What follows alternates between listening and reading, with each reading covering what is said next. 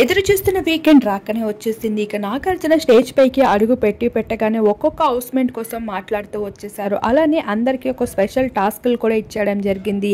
ఈసారి నిఖిల్, నువ్వేమైనా ఆట ఆడేవని నీకు అనిపించిందా? ఎందుకు అంత డల్గా పర్ఫామ్ చేస్తూ ఉన్నావు? నీలో మేము ఎక్స్పెక్ట్ చేసిన యాక్టివ్నెస్ ఎక్కడ కనిపించడం లేదు. సోనియా వెళ్ళిపోయిందనా బాగా డల్గా మారిపోయావు అంటూ డైలాగ్స్తో అదరగొట్టేశారు నాగార్జున. అలానే ఏంటమ్మా విష్ణుప్రియ, నువ్వేం చెప్పాలనుకుంటున్నావా అంటే, అవును సార్, నిఖిల్ ఇప్పుడు చాలా చిన్నపిల్లల్లా అయిపోయాడు. చీఫ్గా మారినప్పటి నుండి తనలో చేంజ్ అయితే చాలా వచ్చేసింది.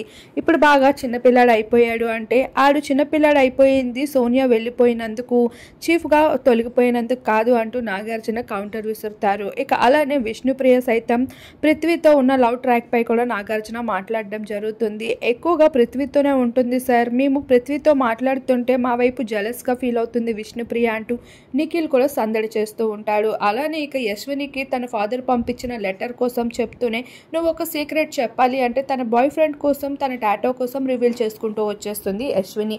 ఇలా నాగార్జున సైలెంట్గా నవ్వుతూనే హౌస్మెంట్స్ గుట్టులన్నీ బయటికి రట్టు చేస్తూ వచ్చేస్తున్నారు. మరి ఈ రోజు ప్రోమోపై మీ అభిప్రాయం ఏంటి? తప్పకుండా కామెంట్ చేయండి.